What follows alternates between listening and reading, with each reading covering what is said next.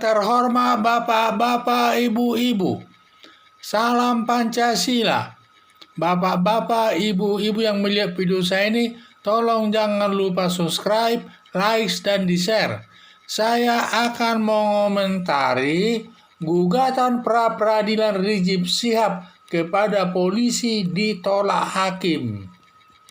Jadi, sepulangnya Rizik Syihab dari Arab Saudi ke Indonesia, setelah sampai di Indonesia banyak penjemputnya di bandara, sangat banyaklah itu menggunakan baju gamis semua, dan selanjutnya dia merasa dirinya hebat setingkat presiden mungkin ya. Semua aturan hukum yang berlaku di Indonesia tidak ditaatinya, seakan-akan diinjak-injaknya saja hukum yang berlaku di Indonesia ini.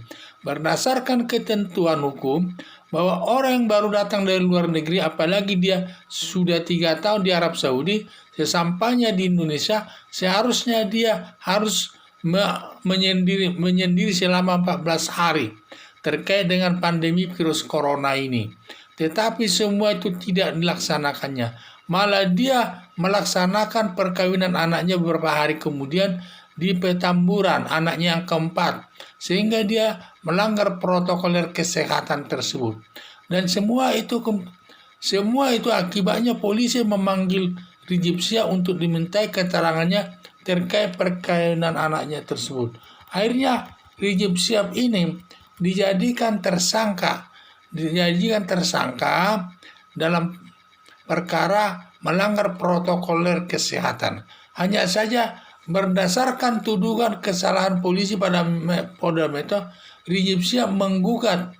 Jadi Rizik Syihab ini setelah dia ditangkap dan ditahan, dijadikan tersangka, dia menuding polisi banyak kesalahan polisi, menetapkan dia sebagai tersangka dan juga menahannya dan menangkapnya. Ya, sehingga karena dia menuduh polisi banyak kesalahan, akhirnya Rizik Syihab ini mengajukan gugatan pra-peradilan ke Pengadilan Negeri Jakarta Selatan.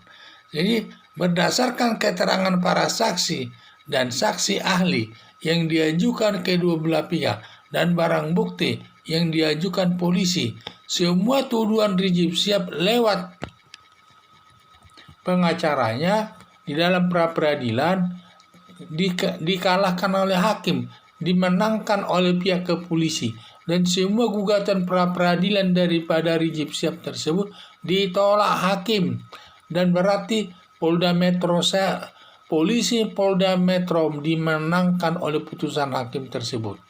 Dalam arti penyidik polisi Polda Metro menyelesaikan perkaranya Rizik Syihab terus dengan melimpahkan perkaranya nanti sampai ke pengadilan. Selanjutnya dilimpahkan kepada jaksa penuntut umum.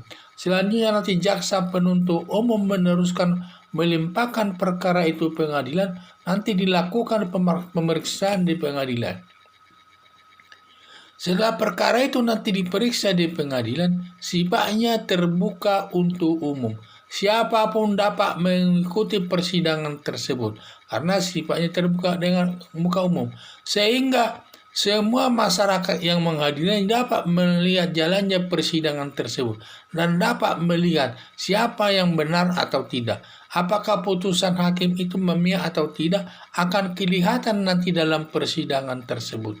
Sehingga saya lihat banyak tudingan-tudingan yang negatif selama ini dari Rizik Syihab, termasuk pengacara kepada polisi. Katanya penyelesaian perkara Rizik Syihab tersebut tidak adil, banyak bolong-bolongnya, katanya, istilahnya demikian, banyak yang tidak benarnya. Maka Rizik Syihab mengajukan gugatan pra-peradilan kepada polisi Polda Metro. Setelah diadakan pemeriksaan di muka pengadilan, ternyata semua saksi yang diajukan polisi dan saksi ahli yang diajukan masing-masing pihak dan barang bukti, rupanya semua tuduhan daripada Rizik Syihab tersebut ditolak hakim. Dalam arti gugatan pra-peradilan tersebut dimenangkan oleh polisi. Dalam arti polisi menyelesaikan perkara Rizik Syihab ini, lalu setelah selesai nanti dilimpahkan kepada jaksa penuntut umum. Selanjutnya nanti jaksa penuntut umum melimpahkan perkara tersebut ke pengadilan. Nanti dalam pengadilan tersebutlah diperiksa semua saksi-saksi dan barang bukti yang sifatnya pengadilan tersebut adalah terbuka untuk umum. Siapapun anggota masyarakat bisa mengikutinya. Sehingga hasil pemeriksaan polisi di depan hakim tersebut sifatnya objektif. Jadi tidak ada memihak kepada siapapun. Dan masyarakat bisa menilai mana yang benar, mana yang tidak dari keterangan tersebut. Karena kalau waktu diperiksa di polisi, tidak boleh diikuti masyarakat. Maupun waktu ditangani jaksa juga tidak boleh diikuti masyarakat. Itu rahasia bagi polisi atau jaksa. Selanjutnya itu nanti setelah di persidangan itu baru terbuka untuk umum. Semua masyarakat bisa menyaksikannya siapa yang benar atau yang tidak. Sehingga berdasarkan putusan hakim tersebut, di mana semua gugatan pra peradilan yang diajukan Rizik Syihab tersebut ditolak oleh hakim. Jadi tudingannya tersebut tidak benar. Sehingga yang benar adalah tindakan kepolisian, baik penetapan tersangkanya, baik penangkapannya, baik penahanannya sudah sesuai dengan aturan yang berlaku yang dilakukan oleh kepolisian. Maka gugatan pra peradilan yang diajukan Rizik Syihab tersebut ditolak hakim. Sekian dan terima kasih.